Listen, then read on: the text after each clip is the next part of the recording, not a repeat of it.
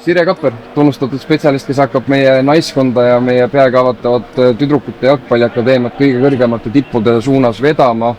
Teeme parasjagu ettevalmistusi selleks, et esimene lend ja kõik need muud sinu naistega seonduvad tegevused oleksid õiges ja parimas võimalikus rööpas. 15. veebruaril kell 11 Järvamaa Kutsehariduskeskuses toimub esimese lennu infopäev. Keda sinna oodata, millest me seal räägime ja mis punkte täpsemalt läbime? Ja, et kõiki 2009 aastal sündinud tüdrukuid ja ka neid, kes 2008 on sündinud, et on sammuti oodatud koos siis lapsevanemaga või siis ka täitsa üksi võivad tulla.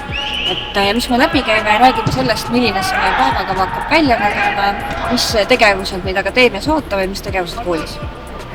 Kui oluline see infopäev võib-olla on nendele, kes on hetkel ehk kahe vahel, küll lapsevanemad ja nende tütred, mida me seal infopäeval suudame teha selleks, et nende praegust kahe vahel olekut võib-olla ümber lükata ja natukene kindlust tekitada selle suunas, et see, mida me siin Paides akadeemiamal ajame, on tõesti Eesti parim ja ainulaadne asi.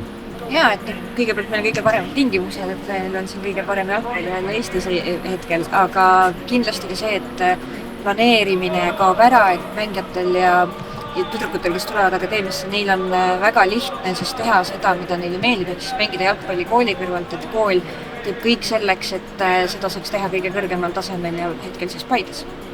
Kas sellel infopäeval keskendutakse rohkem akadeemia üldstruktuurile või siis tegelikult vaadatakse ka sellele suuremale visioonile otsa, et mida siin naiskonna kontekstis Paides tegema hakatakse? Ja, et mõlemat, et kindlasti räägime ära, mis on klubi visioon, kuhu klubi näeb, et naiste jalgpall siin Paides liigub, et meil on väga suured ootused pandud, et tahame väga kiiresti ja kaugele jõuda. Lisaks kindlasti ka just see akadeemia pool, et mida me oleme siis poiste poole pealt õppinud, kuidas me seda tüdrukute poole peal hakkame rakendama, milliseid muutusi me sisse toome. Akadeemiaid noormeestele Eestis on loodud varem küll, aga naistele ja tüdrukutele suunatuna on see ajaloo teadaolevalt esimene seesugune. Sina oled meistriliigas üle 200 mängu pidanud, juhendanud peatreenerina Tammekat kui ka Eesti A-koondist naiste näol. Mida see meie kodukamara jalgpalli naistele juurde õigupoolest annab, see akadeemia avamine?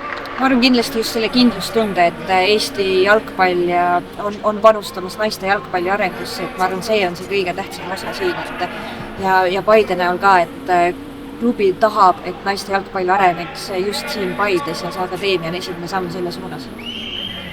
Rääkides eesmärkidest, see grupp, kes sulle potentsiaalselt kokku tuleb, kes alustab 2025 aasta septembris Järva Kutsehariduskeskuses ja Paide linnameeskonnas tööd akadeemia esimese lennu sees viibimise näol, mis eesmärgid neil on? Kuhu nendega kõrgele ära lennata? Ikka kaugustesse, et eesmärgid on samad, kus naiskonnal, et hakkame koos treenima.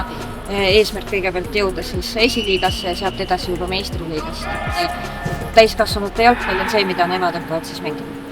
Suurepärane, aga jätame teatud osa küsimusi siis laupäevaseks infopäevaks ja loodetavasti tuleb noori ja nende vanemaid palju kokku selleks, et me üheskoos targemaks saaksime.